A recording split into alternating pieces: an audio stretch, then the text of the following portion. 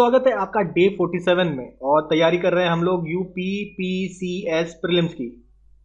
Last class में हम लोगों ने क्या देखा था? लास्ट क्लास में हम लोगों ने बताया था जितने भी आपके प्लैनेट्स हैं या आपके सोलर सिस्टम के जितने भी पार्ट्स हैं, सोलर सिस्टम के पार्ट्स जैसे कि आपके प्लैनेट्स हो गए, आपके मीटेरॉइड्स हो गए, ठीक है, एस्ट्रॉइड्स हो गए, कॉमेट हो गया, प्लैनेट्स हो गए। तो इन सब चीजों के बारे में हम लोगों ने लास्ट क्लास में डिस्कस किया था। आज हम लोग फोकस करते हैं हमारा जो प्लैनेट है दैट इज अर्थ। अर्थ के बारे में जो भी चीजें हैं हम लोग डिस्कस करना चाहते हैं वो हम लोग डिस्कस करेंगे। All about the earth. सबसे पहले हम लोग पढ़ेंगे इंटीरियर ऑफ द अर्थ। अर्थ के सरफेस के बारे में तो पता है, सरफेस के अंदर जाएंगे तो अर्थ में किस प्रकार का स्ट्रक्चर्स पाए जाते हैं उसके बारे में स्टडी करेंगे। आज we will talk about the interior of the earth. Let us start. देखिए हमारा ये डायग्राम है। अगर हम बात करें हमारे अर्थ की तो उसके तीन पार्ट है। देखिए एक है क्रस्ट, एक है मेंटल और एक है कोर। ठीक है, यहां से यहां तक देखिए ये आपका कोर है। ठीक है, उसके बाद आपका मेंटल देखने को मिलेगा आपको, ये आपका मेंटल है। और बिल्कुल ऊपर जो पतला सा छोटा सा जो पोर्शन है that is called as crust. ठीक है, तो सबसे पहले हम लोग चर्चा कर लेते हैं क्रस्ट की। क्रस्ट क्या होता है? क्रस्ट भी आपके दो प्रकार के हो सकते हैं। एक हो सकता है ओशियनिक और एक हो सकता है कॉन्टिनेंटल। ओशनिक और कॉन्टिनेंटल क्रस्ट में अगर कौन सा थिक होता है कौन सा थिन होता है, तो ओशनिक क्रस्ट जो होता है वो आपका थिन होता है, काफी ज्यादा थिन होता है। और आपका कॉन्टिनेंटल क्रस्ट वो काफी ज्यादा थिक होता है। ठीक है, कितना थिन कितना थिक? तो करीबन करीबन अगर आप ओशनिक क्रस्ट की बात करें तो करीबन 5 किलोमीटर तक का हो सकता है। और जो आपका कॉन्टिनेंटल क्रस्ट है, कॉन्टिनेंटल क्रस्ट है वो काफी थिक हो सकता है। वो करीबन आपका 30 किलोमीटर से, बेसिकली आपका उसका एवरेज तो 30 किलोमीटर के आसपास का होता है, लेकिन करीबन 70 किलोमीटर तक भी हो सकता है। जहां आपके पहाड़ आपको देखने को मिलेंगे ना, पहाड़ वाले रीजन में देखिए आपका थिकनेस ज्यादा है, प्लेन वाले रीजन में थिकनेस कम है। और यहां पे देखिए ओशनिक क्रस्ट तो आपको दिख ही नहीं रहा है, बहुत ही ज्यादा पतला है। तो इस प्रकार से ये पूरा आपको देखने को मिलता है क्रस्ट। ठीक है, तो ये तो बात होगी क्रस्ट की, ओशनिक क्रस्ट और देन आपका कॉन्टिनेंटल क्रस्ट। ठीक है, तो आपके कुछ जगह पतले होते हैं, कुछ जगह मतलब जहां पे माउंटेन्स होंगे ऑब्वियसली वो आपको ज्यादा थिक दिखेगा ना। जैसे हिमालयन जो क्रस्ट है वो करीबन 70 किलोमीटर का है। ये हम लोग हिमालयन क्रस्ट की बात करते हैं। ठीक है, तो पहाड़ों में क्रस्ट का जो थिकनेस है ज्यादा होगा, ये समझ में आया हमको। और वैसे कॉन्टिनेंटल क्रस्ट का थिकनेस ओशनिक क्रस्ट से ज्यादा होगा, ये भी हम लोग को क्लियर हो गया। अब बात करते हैं हम लोग मेंटल की। अब क्रस्ट के बाद हम लोग आते हैं मेंटल पे। ठीक है, क्रस्ट में भी अभी दो पार्ट होते हैं। देखिए क्रस्ट का भी आपका अपर पार्ट होता है, क्रस्ट का भी आपका अपर पार्ट होता है और एक लोअर पार्ट होता है। क्रस्ट में भी एक अपर और लोअर पार्ट होता है और उनके बीच में एक डिस्कंटिन्यूटी होती है। मतलब क्रस्ट पता कैसे चलता है कि क्रस्ट का एक ऊपर पार्ट है एक नीचे पार्ट है? क्योंकि जो आपके साउंड वेव्स है या अर्थक्वेव के वेव्स है वो अचानक से वेलोसिटी चेंज करते हैं उस पॉइंट पे आपकी वेलोसिटी काफी तेजी से बदलती है। तो वो जो आपका, तो उसको कह देते हैं डिस्कंटिन्यूटी। मतलब क्रस्ट में भी आपके वो जो डिस्कंटिन्यूटी है, जहां पे आपका जैसे वेव आ रहा है, एक अर्थक्वेक वेव आ रहा है, अचानक से स्पीड इसका चेंज हो गया। तो जहां पे सडन ऐसे speed of change of sound waves, sorry earthquake waves देखने को मिलता है, उस पॉइंट को हम लोग एक डिस्कंटिन्यूटी बोलते हैं। मतलब कंटिन्यूअस नहीं है ना, तो एक डिस्कंटिन्यूटी आ जाएगी। तो उस डिस्कंटिन्यूटी का एक स्पेशल नाम है जिसको बोलते हैं कॉनरैड डिस्कंटिन्यूटी। ठीक है, डिस्कंटिन्यूटी पे काफी सवाल पूछे गए। डिस्कंटिन्यूटी, कॉनरैड नाम याद रखिएगा। तो ये बात होगी क्रस्ट की। ठीक है, अच्छा अब क्या होता है, अभी क्रस्ट के दो पार्ट हो गए, क्रस्ट के दो पार्ट हो गए। क्रस्ट के जस्ट नीचे आपका देखिए मेंटल चालू हुआ।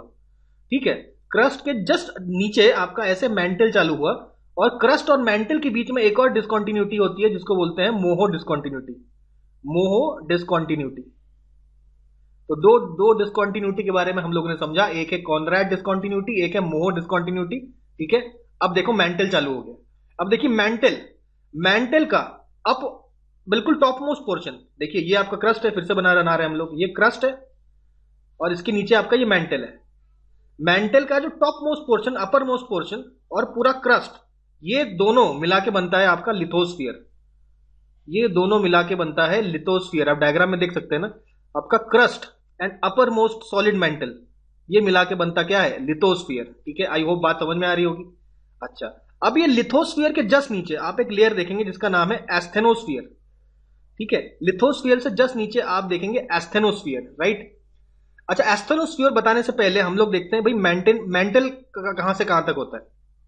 देखिए आपका ये जो मोहो डिस्कंटिन्यूटी देखा ना हमने, क्रस्ट और मेंटल के बीच में ये मोहो डिस्कंटिन्यूटीज लेके आपका सरफेस से 2900 किलोमीटर का पूरा जो डिस्टेंस है, ये दिस होल टोटल डिस्टेंस, यानी कि मोहो डिस्कंटिन्यूटी से लेकर आपका नीचे आपका 2900 किलोमीटर तक का जो पूरा जो डिस्टेंस होता है, इसको हम बोलते हैं मेंटल। ठीक है, तो उसका सबसे अपर मोस्ट पोर्शन और क्रस्ट मिला के बन जाता है क्या, हमारा लिथोस्फीयर, आपका लिथोस्फीयर बन जाता है। अब ये जो top most portion of the mental है, जो आपका लिथोस्फीयर का पार्ट है, उसके नीचे एक तरल पदार्थ, मतलब सेमी सॉलिड आपका लेयर होता है, एस्थेनोस्फीयर, इसको बोलते हैं एस्थेनोस्फीयर। अच्छा, ये आपका एस्थेनोस्फीयर हो गया। अब ये सेमी सॉलिड है, ये आपका सॉलिड नहीं है। ठीक है, जिस तरीके से आप ये समझ सकते हैं कि जैसे एक आइस बकेट रखा हुआ है, देयर इज ये आपका पानी है, पानी के ऊपर इस प्रकार से एक आइस बकेट सा हमने लगा दिया ना, आइस जिस तरीके से पानी के ऊपर तैरता है ना, तो उसी तरीके से एस्थेनोस्फीयर जो आपका सेमी सॉलिड है, उसके ऊपर आपका ये जो क्रस्ट है ऊपर इस तरीके से तैरता रहता है। ठीक है, तो ये होता है एस्थेनोस्फीयर। और जो बाहर ये जो आपका लिक्विड पोर्शन है, जब बाहर की तरफ आता है, ठीक है, तो आपका जो लावा निकलता है ना, लावा, मैग्मा और लावा, जब तक जमीन के अंदर होता है इसको बोलते हैं मैग्मा, और जब जमीन के बाहर आ जाता है तो इसको बोल देते हैं लावा, यानी कि अर्थ के सरफेस के कांटेक्ट में आ जाता है तब इसको लावा बोल देते हैं। तो ये जो मैग्मा और लावा जो जमीन के अंदर से वॉल्केनो के थ्रू बाहर निकलता है, या प्लेट्स के बीच में जो दरारें होती हैं उनसे बाहर निकलता है, ये सब मैग्मा कहां से आता है, इस मैग्मा का स्टोर हाउस कौन है, एस्थेनोस्फीयर ही है। Asthenosphere is the store house of magma और लावा, कह सकते हैं that the main source, store house कह लीजिए या मेन सोर्स कह लीजिए। किसका मेन सोर्स, आपका मैग्मा का मेन सोर्स कौन है, एस्थेनोस्फीयर। एस्थेनोस्फीयर से ही आपका सारा जो अंदर का लावा जमीन के बाहर निकलता है, कई बार आप देख सकते हैं इस चीज को। ठीक है, हमने बात करी आपके क्रस्ट की थिकनेस हमने कितने बताई, आपका 30 से 35 किलोमीटर का एवरेज थिकनेस है, और कई जगह 70 किलोमीटर भी हो सकता है। लेकिन क्रस्ट की जो पूरी थिकनेस कितनी होगी, आपका करीबन, आपके यहां तो 0 से 100 लिखा है, लेकिन मान सकते हैं आप 10 से लेकर 200 किलोमीटर तक आपका थिकनेस ऑफ द लिथोस्फीयर है। लिथोस्फीयर की थिकनेस बता रहे हैं, that is around 10 to 200 kilometre, 200 kilometre, 10 से 200 किलोमीटर होती है थिकनेस लिथोस्फीयर की। ठीक है, मैग्मा, और उसके बाद आपका मेंटल आपके समझ में आ ही रहा होगा। अब मेंटल की बात करें तो एक डिस्कंटिन्यूटी की बात करते हैं। देखिए, इतना पोर्शन आपका अपर मेंटल हो जाता है। ठीक है, इसके बाद आपका लोअर मेंटल हो जाता है। अपर मेंटल और लोअर मेंटल के बीच में भी एक आपका डिस्कंटिन्यूटी होती है। इस डिस्कंटिन्यूटी का नाम होता है रेपेटी डिस्कंटिन्यूटी। क्या नाम होता है, रेपेटी, REPETTI। रेपेटी डिस्कंटिन्यूटी इज बिटवीन क्या, आपका upper mantle and lower mental. ठीक है, तो ये सब चीजें हम लोग को समझ में आ गई, और इसके साथ ही हम लोगों ने मेंटल भी फिनिश किया। अब बात करते हैं हम लोग कोर की। ठीक है, अगर हम कोर की बात करें तो ये आपका 2900 किलोमीटर जहां मेंटल खत्म होता है, उससे आपका radius of the earth that is 6378 kilometre, ये जो पूरा डिस्टेंस होता है ये होता है आपका कोर भी आपका दो पार्ट्स में डिवाइडेड है, एक आपका आउटर कोर, एक आपका इनर कोर। ठीक है, जो इनर कोर होगा वो क्या होगा, सॉलिड होगा, और जो आउटर कोर होगा वो क्या होगा, लिक्विड होगा। और इन दोनों के बीच में एक डिस्कंटिन्यूटी होगी, ऑब्वियसली इन दोनों के बीच में डिस्कंटिन्यूटी होगी, जिसको हम लोग बोलते हैं लेहमैन्स डिस्कंटिन्यूटी। क्या नाम दे देते हैं, लेहमैन, LEHMEN, लेहमैन्स डिस्कंटिन्यूटी, सॉलिड और लिक्विड इस लेयर के बीच में। और ये आपका लोअर मेंटल और लिक्विड, आपका जो आउटर कोर है, इसके बीच में भी तो डिस्कंटिन्यूटी है, इसका भी कुछ नाम होगा, हाँ इसका भी नाम है, इसका नाम है गुटेनबर्ग्स डिस्कंटिन्यूटी। ठीक है, गुटेनबर्ग डिस्कंटिन्यूटी। अच्छा, एक चीज और, आपका जो कोर है ना, core is mainly formed from very heavy materials, mostly like निकल एंड आयरन। निकल और आयरन से आपका मोस्टली आपको बना होता है। नीफे लेयर भी बोल देते हैं इसको कभी, क्योंकि इसमें निकल और आयरन काफी ज्यादा मात्रा में पाया जाता है on the core of the earth. Discontinuity दोबारा रिवाइज कर लेते हैं एक बार। देखिए, कॉनरैड हमने देखा क्या, अपर क्रस्ट और लोअर क्रस्ट। ठीक है, उसके बाद हम लोग मोहो देख रहे हैं। अब ये आपका क्रस्ट हो गया, क्रस्ट और मेंटल के बीच में आपका मोहो डिस्कंटिन्यूटी आता है। फिर मेंटल अपना आ गया, मेंटल में आपका अपर मेंटल और लोअर मेंटल के बीच में आपका रेपेटिट आपका डिस्कंटिन्यूटी। उसके बाद गुटेनबर्ग आता है, गुटेनबर्ग आपका मेंटल और आपका क्या, आउटर कोर, और लेहमैन क्या होता है, आपका आउटर कोर और इनर कोर के बीच का डिस्कंटिन्यूटी। तो लेहमैन, फिर गुटेनबर्ग, फिर रेपेटी, फिर मोहो। और उसके बाद कॉनरैड। तो ये आपको याद रखना है, ये पूछा जा सकता है। अब देखिए हमारा जो अर्थ है हमने देखा उसका अलग अलग लेयर्स में बना हुआ है, ठीक है। तो टॉप मोस्ट लेयर को हम लोग अर्थ क्रस्ट बोलते हैं, और अर्थ क्रस्ट और अपर पार्ट ऑफ मैंथल को हम लोग क्या बोलते हैं, लिथोस्फीयर बोलते हैं। अच्छा, और लिथोस्फीयर के नीचे क्या होता है, एस्थेनोस्फीयर। एस्थेनोस्फीयर क्या होता है, सेमी सॉलिड होता है, सेमी सॉलिड होता है ना। तो हम ये सब कह सकते हैं कि भाई एक सेमी सॉलिड लेयर है, semi solid, semi solid layer के ऊपर एक सॉलिड सॉलिड लेयर है, ठीक है। तो आप ऐसे समझ सकते हैं कि एक सेमी सॉलिड मतलब लिक्विड मान लीजिए इसको एक तरीके से। जिस तरीके से आपका एक आइस आइस हमने बात लिया, इसके नीचे आपका पानी है, पानी के ऊपर ऐसे आइस की शीट्स हैं, कुछ इस प्रकार का तो स्ट्रक्चर हो जाएगा आपका। जैसे आप यहां पिक्चर में देख रहे हैं, आपकी आइस की शीट्स हैं जो पानी के ऊपर तैर रहे हैं। जब इस तरीके के आइस शीट जब पानी के ऊपर तैरते हैं तो क्या उनके बीच में कुछ क्रैक्स आ जाते हैं, जिस तरीके से आप यहाँ पे फोटो पे देख पा रहे हैं। ये देखिए क्रैक्स है ना, यहाँ पे बीच में ऐसे क्रैक्स आ रहे हैं आपके। उसी तरीके से आपका जो अर्थ है, अर्थ भी इस तरीके से लिथोस्फीयर में भी, अर्थ के पूरे लिथोस्फीयर में भी जो कि सॉलिड होता है, जो कि तैर रहा होता है आपके सेमी सॉलिड एस्थेनोस्फीयर के ऊपर, तो क्या उसमें भी आपको इस प्रकार के क्रैक्स देखने को मिलेंगे जगह जगह। तो ये जो क्रैक्स बनते हैं, क्रैक्स बनने के बाद जैसे ये आपका बर्फ का टुकड़ा बन गया, ये उसी तरीके से ये लिथोस्फीयर के जो टुकड़े हैं ये पूरे अर्थ में आपके फैले हुए हैं, इन्हीं को बोलते हैं हम लोग लिथोस्फीयरिक प्लेट्स, ठीक है। इतनी बात समझ में आ गई, समझ में आ गई। अब देखिए लिथोस्फीयरिक प्लेट्स जो होते हैं, देखिए लिथोस्फीयरिक प्लेट्स भी एक दूसरे उसका मूवमेंट हो सकता है। जैसे मान लीजिए दो प्लेट्स है, अभी ऐसे मैंने रेक्टेंगल बनाया, ये किसी भी शेप का हो सकता है, समझाने के लिए बनाया, ठीक है। तो हो सकता है ये एक दूसरे की तरफ जाए, ऐसा भी हो सकता है कि आपका एक दूसरे से दूर जाए, एक दूसरे से दूर भी जा सकते हैं, ठीक है। तो जो पास आते हैं उनको हम लोग बोलते हैं कन्वर्जिंग प्लेट्स, उनको हम लोग बोलते हैं कन्वर्जिंग प्लेट्स, और जो दूर जाते हैं उनको हम लोग बोलते हैं डाइवर्जिंग प्लेट्स, डाइवर्जिंग प्लेट्स, ठीक है। ऐसा भी हो सकता है कि आपके ये जो दोनों प्लेट्स हैं ये आपके ऐसे पैरेलली मूव करें, ठीक है, ऐसे पैरेलली मूव करें, ठीक है। तो इस प्रकार के तीन प्रकार के मूवमेंट्स हमको बेसिकली देखने को मिलते हैं, और इन मूवमेंट के कारण क्या होता है, आपके आप में एनर्जी रिलीज होती है, आपकी एनर्जी रिलीज होती है किसी पॉइंट से, ठीक है। रिलीज ऑफ एनर्जी देखने को मिलता है, रिलीज ऑफ एनर्जी देखने को मिलता है। अब ये जो रिलीज ऑफ एनर्जी वेव्स के फॉर्म में होते हैं, वेव्स के फॉर्म में होता है, ठीक है। अब अगला स्लाइड देखते हैं। जिस पॉइंट से आपका एनर्जी का रिलीज होता है उसको बोलते हैं हम लोग हाइपोसेंटर। यहां देख रहे हो ना आप हाइपोसेंटर, आप यहां पे हाइपोसेंटर देख पा रहे हैं, दिस इज हाइपोसेंटर, ठीक है। ये वो फॉल्ट है जिसके आसपास मतलब दो प्लेट्स के बीच में ये आपका बॉर्डर लाइन है, जिसके पास आप मूवमेंट देख रहे हैं, किसी प्रकार का मूवमेंट जो हमने बताया आगे। तो जिस पॉइंट से ये एनर्जी, ये वेव्स आपकी रिलीज होती है, उस पॉइंट को हम लोग क्या बोलते हैं, हाइपोसेंटर। और जिस पॉइंट से एनर्जी रिलीज होती है उसके जस्ट 90 डिग्री पे आप अर्थ सरफेस पे जो पॉइंट है उसको बोलते हैं हम लोग एपी सेंटर। और ये जो वेव्स रिलीज करती है, एनर्जी रिलीज करती है in the form of waves, यही कॉज करते हैं आपके अर्थक्वेक्स, यही आपके अर्थक्वेक्स फॉर्म करते हैं, ठीक है।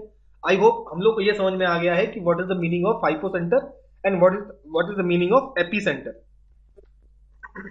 अच्छा, अर्थक्वेक वेव्स जो हैं, अर्थक्वेक वेव्स आपके कितने प्रकार के होते हैं, तो बेसिकली दो प्रकार के होते हैं। फर्स्ट होता है आपका बॉडी वेव, सेकंड होता है आपके सरफेस वेव्स।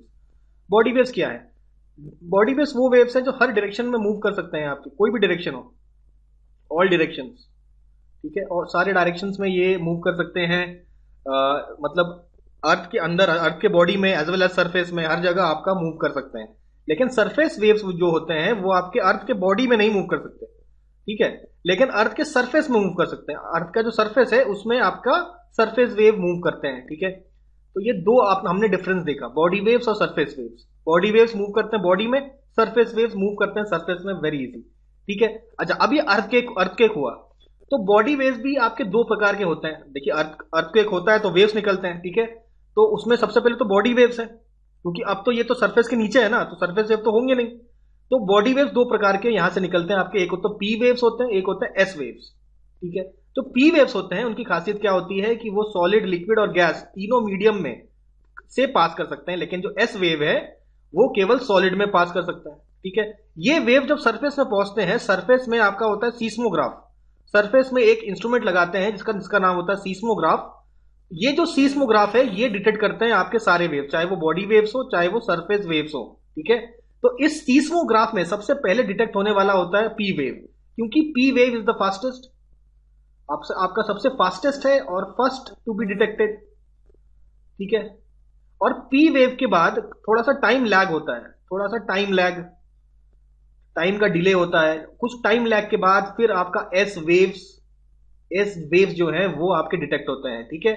और फाइनली पी वेव्स और एस वेव्स के बाद आपका सरफेस वेव्स आपका सबसे फाइनल में हमें डिटेक्ट होता है, दीज आर सरफेस वेव्स। ये सरफेस वेव सबसे ज्यादा डिस्ट्रक्टिव होते हैं, they are the most destructive waves. सारे वेव्स में सबसे ज्यादा डिस्ट्रक्टिव वेव्स कौन से होते हैं? सरफेस वेव्स, ठीक है। तो ये सारी बातें हम लोगों ने देखी। अच्छा, ये जो वेव्स हैं ये इंपॉर्टेंट, इन्हीं वेव्स के थ्रू हम लोग क्या कहते हैं, हमारा अर्थ को किस तरीके से अलग अलग लेयर्स जो हमने पढ़े ना, क्रस्ट, मेंटल, कोर, इन सब के बारे में हम लोगों को काफी जानकारी मिलती है, ठीक है। लेयर्स ऑफ द अर्थ के बारे में काफी आपका इंफॉर्मेशन मिलता है because of this earthquake wave. अच्छा, जो आपके सरफेस वेव्स हैं उनकी कुछ और खासियत भी है, ये आपका रिफ्लेक्ट भी करते हैं और आपका रिफ्रैक्शन भी होता है। रिफ्लेक्शन और रिफ्रैक्शन ऑफ वेव्स होते हैं। वेव्स का रिफ्लेक्शन मतलब ये वेव्स है टकरा के यहाँ चले गए, ठीक है, किसी हार्ड ऑब्जेक्ट से टकरा के। रिफ्रैक्शन क्या होता है कि भाई ये वेव्स आए और एक पॉइंट के बाद इसने अपना डायरेक्शन बदल दिया, स्पीड बदल दिया, तो ऐसा सिचुएशन भी देखने को मिलता है। आपका रिफ्लेक्शन और रिफ्रैक्शन दोनों ही आपको देखने को मिलता है इन। और सबसे लास्ट में सीस्मोग्राफ सबसे लास्ट में किसको डिटेक्ट करता है? तो ऑब्वियसली आपके सरफेस वेव्स को ही डिटेक्ट करता है एट लास्ट। सबसे पहले पी, उसके बाद एस और फाइनली सरफेस। तो ये ऑर्डर होता है आपका सीस्मोग्राफ, इसी ऑर्डर में डिटेक्ट करता है, पहले पी वेव, फिर एस वेव और फिर आपका सरफेस वेव। अब बात करते हैं, ये जो हमने कहा ना आपको, अर्थक्वेक वेव से हमें हमारे जो अर्थ का इंटीरियर किस तरीके से होगा, क्रस्ट कैसा है, मेंटल कैसा है, जो कि ऑलरेडी हम लोग डिस्कस कर चुके हैं, है ना, वो हमें अर्थक्वेक वेव से पता चला। आप बोलेंगे कैसे? आइए देखते हैं। देखिए, अर्थक्वेक वेव्स जो हमारे अर्थ से निकलते हैं वो या तो एस वेव होते हैं या तो पी वेव होते हैं। तो हमने क्या करा, एक ग्राफ बनाया वेलोसिटी और डेप्थ का, ठीक है। अर्थ के अंदर जब एस वेव मूव करता है तो उसकी स्पीड कितनी होती है, इसका हमने वेलोसिटी के साथ डेप्थ बनाया, ठीक है। तो धीरे धीरे अर्थ के अंदर जब हम लोग जाते जा रहे हैं तो हम देख रहे हैं जो एस वेव की जो वेलोसिटी है वो स्टार्टिंग वाले वैसे तो इंक्रीज कर रही है, वैसे तो पूरे समय आपका इंक्रीज कर रही है, लेकिन बीच में थोड़ा सा ऐसे डिसकंटिन्यूटी देखने को मिलता है हमें। और बीच में कई जगह हमको देखने को मिलता है एस और जो पी है, दोनों वेव की वेलोसिटी थोड़ी सी कम होती है धीरे धीरे, मतलब बहुत तेजी से इंक्रीज नहीं करती है, ठीक है। तो इससे हमें क्या पता लगा? देखिए, पहली चीज हमें क्या पता है, हमें एक बार रिवीजन कर लेते हैं। देखिए, पी वेव क्या करता है, तीनों मीडियम से पास करता है, ठीक है। प्राइमरी वेव्स होते हैं, सबसे फास्ट होते हैं, ठीक है। और सॉलिड में स्पीड ज्यादा होती है, लिक्विड में ज्यादा होती है और गैस में आपकी कम होती है। सॉलिड में सबसे ज्यादा, गैस में सबसे कम। तो गैस से तो मतलब ही नहीं है, सॉलिड लिक्विड की बात हो रही है। तो सॉलिड में स्पीड फास्ट होगा, लिक्विड में स्पीड स्लो होगा, यानी कि डेंसिटी जैसे जैसे आपकी बढ़ती चली जाती है, आपकी स्पीड भी बढ़ती चली जाती है, आपकी स्पीड भी बढ़ती चली जाती है, ठीक है। तो जैसे जैसे हम लोग डेप्थ इंक्रीज कर रहे हैं, हमने क्या देखा कि हमारा जो स्पीड है ये तो बढ़ता चला जा रहा है। इसका क्या मतलब है? अगर हमने किसका, दोनों का, एस वेव का और पी वेव का, दोनों का स्पीड आपका इंक्रीज कर रहा है, तो इससे हमें क्या पता चला? इससे हमें यह पता चला कि मतलब 2000 किलोमीटर के आसपास जो डेप्थ जो होता है उसमें कंटिन्यूअसली आपका डेंसिटी इंक्रीज कर रहा है। यानी कि जैसे जैसे हम लोग अर्थ में नीचे डेप्थ में उतरते चले जाते हैं, डेंसिटी हमारा इंक्रीज करता है। कैसे पता लगा? स्पीड देख लिया, ऑटोमेटिकली बढ़ रहा है, ठीक है। तो ये हमें मालूम चला। और दूसरी बात ये है, क्योंकि एस वेव, पी वेव दोनों ही इसमें प्रोपोगेट कर पा रहे हैं, और एस वेव का हमें पता है केवल सॉलिड में ही प्रोपोगेट करता है। तो एस वेव, पी वेव तो हर जगह कर लेता है, एस वेव इंपॉर्टेंट है ना। एस वेव अगर मूव कर रहा है तो इसका मतलब पूरा आपका सॉलिड रीजन हुआ होगा, पूरा आपका सॉलिड रीजन होगा, तभी तो ऐसा हो पा रहा है। तो हमें ये समझ में आया, पहले जो पूरा जो पोर्शन है आपका सॉलिड होता है। लेकिन देखिए यहां पे थोड़ा उबड़ खाबड़ वाला सीन है। अचानक देखिए आपका ये जो आपका वेलोसिटी है ड्रॉप कर रहा है, कांस्टेंट हो रहा है, ड्रॉप कर रहा है। इसका क्या अर्थ निकाला इन्होंने निकाला, स्टार्टिंग में तो देखिए इंक्रीज होता है, लेकिन उसके बाद अचानक से ड्रॉप देखने को मिलता है ना। यहाँ पे देखिए ड्रॉप में देखने को मिल रहा है वेलोसिटी में। तो वेलोसिटी में ड्रॉप देखने का मतलब क्या हुआ, यहां से इन्होंने ये बताया कि ये पूरी तरीके से सॉलिड नहीं होगा, ये सेमी सॉलिड रीजन होगा, ये आपका सेमी सॉलिड रीजन होगा। तो यही रीजन क्या क्या बना, यही तो एस्थेनोस्फीयर था, यही तो एस्थेनोस्फीयर था जो हमने कहा था कि सेमी सॉलिड है। ऐसा ही तो हमें पता लगा। कि भाई आपका एस्थेनोस्फीयर है सेमी सॉलिड, और आपका पूरा जो आपका मेंटल है और क्रस्ट है ये पूरा आपका सॉलिड है, ठीक है। उसके बाद अचानक से हमने देखा जो पी वेव की स्पीड में अचानक से गिरावट आई। अच्छा, एक चीज और नोटिस करिए, पी वेव का वेलोसिटी आपके एस वेव से ज्यादा है, ये तो हमने बताया ना आपको। तो अचानक से एक लेयर आता है, वहां देखते हैं कि पी वेव का जो वेलोसिटी है बहुत तेजी से कम हो गया, और एस वेव का तो बिल्कुल जीरो हो गया, और काफी लंबा डिस्टेंस, मतलब 4,500 5,000 किलोमीटर अंदर तक हम लोग चले गए, तो पूरा ऐसा ही सीन देखने को मिला हमें, करीबन 2,500 से लेके 5,000 तक अप्रोक्सीमेटली बता रहे हैं। इस पूरे रीजन में हमने देखा कि यहां तो मामला गड़बड़ है, एस वेव दिखता ही नहीं है। एस वेव अगर दिखता ही नहीं है तो इसका मतलब क्या समझे हम, क्या ये लिक्विड है? बिल्कुल, तो हमें पता चला कि लिक्विड है। तभी हमें पता चला जो इनर कोर है, सॉरी इनर कोर कह रहा, आउटर कोर है, आउटर कोर जो है वो क्या होता है, लिक्विड होता है। लेकिन डेंसिटी क्या पूरी तरह इस पूरे दौरान लिक्विड में आपका डेंसिटी डेप्थ के साथ इंक्रीज कर रहा है कि नहीं कर रहा? बिल्कुल। क्यों? वेलोसिटी ऑफ पी वेव तो बढ़ रहा है। वेलोसिटी पी वेव का बढ़ने का मतलब क्या हुआ, डेंसिटी तो इसकी बढ़ ज्यादा होगी, तो हाई डेंसिटी होगा। लेकिन ये जो पोर्शन है पूरा, दिस पोर्शन विल बी क्या, this portion will be liquid not solid. तो यहां से हमें पता चला आउटर कोर लिक्विड है। अचानक एक डेप्थ के बाद हम देखते हैं दोबारा एस वेव आपको देखने को मिलेगा, दोबारा आपको एस वेव देखने को मिलेगा। तो हमें ये पता चल गया कि जो आपका इनर कोर है, इनर कोर कैसा है, इनर कोर इज सॉलिड, ये हमको मालूम चल गया। तो यहां से सारी बातें हमको पता चल गई। कौन कौन सी? पहली बात क्या पता चला कि जो एस्थेनोस्फीयर है, एस्थेनोस्फीयर आपका सेमी सॉलिड है। दूसरी बात हमें पता चला कि हमारा जो डेंसिटी है आपका इंक्रीज करता चला जाता है। उसके बाद हमें पता चला जो आपका क्रस्ट है, क्रस्ट के बाद देखिए एस्थेनोस्फीयर आया, क्योंकि हमने देखा कि वेलोसिटी डिक्रीज करता है। और उसके बाद मेंटल आया। ये पूरा जो सिस्टम है क्रस्ट और मेंटल का, ये पूरा आपका सॉलिड है। पूरा सॉलिड कैसे पता चला? क्योंकि हमने देखा हमें एस वेव भी मिलता है और पी वेव भी यहां पे मिलेगा, ठीक है।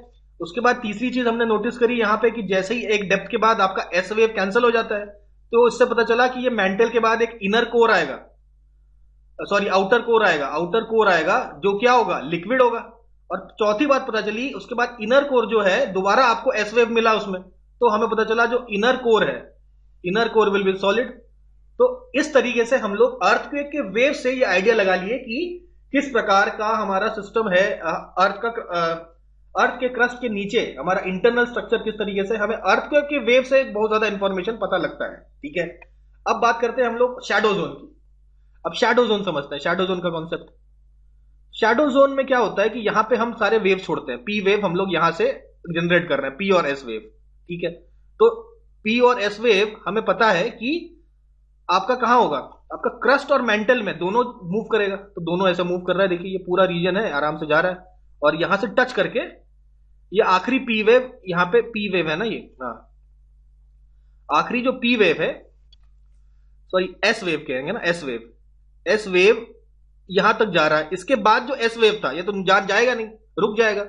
तो इस पूरे रीजन में आपको क्या दिखेगा, एस वेव दिखेगा और पी वेव भी दिखेगा, ठीक है। इस पूरे रीजन में आपको एस वेव और पी वेव दिखेगा। लेकिन इस रीजन के बाद उसी तरीके से दूसरी तरफ देख लीजिए, आपके 103 डिग्री तक, 103 डिग्री तक आपको क्या एस वेव दिख रहा है, ठीक है, और पी वेव दिख रहा है, पी वेव भी दिख रहा है। लेकिन 103 से आपका दूसरी तरफ 103, ये जो पूरा रीजन है आपका 103 डिग्री टू 103 डिग्री, यानी कि 103 डिग्री तक, 103 डिग्री के बाद आपका शैडो जोन होगा, shadow zone for S wave. S wave इस पूरे रीजन में आपको नहीं शो होगा, इसलिए दिस इज एस वेव का शैडो जोन, एस वेव का आपको शैडो जोन देखने को मिलता है यहां पे, ठीक है। अच्छा, अब पी वेव की बात करते हैं। भाई पी वेव तो यहां पे जा रहा है, लेकिन पी वेव इसके बाद तो लिक्विड में चले जाएंगे ना, तो डिफ्रैक्शन हो जाएगा पी वेव का। हमने कहा कि भाई हमने देखा था आपके सरफेस वेव में आपके रिफ्रैक्शन करता है, रिफ्रैक्शन का फेनोमेना, रिफ्लेक्शन और रिफ्रैक्शन का तो फेनोमेना है, आपको बॉडी वेव में भी शो होता है, आपको सरफेस वेव में भी शो होता है, सरफेस में भी शो होगा, बॉडी में भी शो होगा। तो यहां पे रिफ्रैक्शन होगा इसका, देखिए रिफ्रैक्शन होने की वजह से ये अपना डायरेक्शन चेंज कर देगा। तो यहां हमें पता चला कि यहां देखिए चेंज ऑफ स्टेट हो रहा है, लिक्विड में जा रहा है। लेकिन भाई एस वेव तो जाएगा नहीं, पी वेव तो लेकिन जाएगा। तो पी वेव जब बाहर निकलेगा, जस्ट किनारे वाला पी वेव, तो ये पी वेव यहां पे आके टकराएगा, तो यहां पे इस एरिया में आपको पी वेव अगेन मिलेगा, ठीक है। तो पी वेव का जो शैडो जोन है ये केवल ये एरिया है, ठीक है। एस वेव का शैडो जोन क्या था आपका 103 डिग्री, और पी वेव का शैडो जोन है 103 डिग्री से लेके 150 degree is the shadow zone for P wave. Why? Because P wave तो लिक्विड से मूव करता है ना, रिफ्रैक्शन हो जाता है उसका, जिसकी वजह से एक शैडो जोन देखने को मिलेगा आपको, बिकॉज ऑफ रिफ्रैक्शन। क्यों देखने को मिलेगा? Because of refraction, refraction of the earthquake waves. I hope ये जो दो कॉन्सेप्ट है, शैडो जोन वाला और आपका स्पीड ऑफ वेव्स, इससे हमें इंटरनल स्ट्रक्चर के बारे में पता चला, what is the internal structure of earth. तो ये बेसिकली एक इनडायरेक्ट मेथड था, इनडायरेक्ट मेथड पता करने का कि भाई स्ट्रक्चर ऑफ अर्थ मतलब कैसा है। ठीक है। तो हमारे जो ज्योग्राफी का जो इंटरनल स्ट्रक्चर का स्टडी है, स्ट्रक्चरल स्टडी दो प्रकार से हो सकता है, एक डायरेक्ट एविडेंसेस, एक इनडायरेक्ट एविडेंसेस। इनडायरेक्ट एविडेंसेस हमने देखा ना वेव से, सीस्मिक स्टडी, सीस्मिक वेव्स की स्टडी से हम लोगों ने इंटरनल स्ट्रक्चर निकाल के दिखाया। भाई डायरेक्ट एविडेंसेस भी होते हैं। डायरेक्ट एविडेंसेस में जैसे हमने लास्ट क्लास में देखा था एस्टेरॉइड्स, एस्टेरॉइड्स जो हमारे धरती पे एस्टेरॉइड्स की जो स्टडी करते हैं, जब हमारा प्लैनेट बना था तो एस्टेरॉइड भी उसी टाइम पे बना था। तो एस्टेरॉइड का जो स्ट्रक्चर होगा, मतलब इंटरनल स्ट्रक्चर और सारी, वो भी कहीं ना कहीं हमारे प्लैनेट जैसा ही होगा।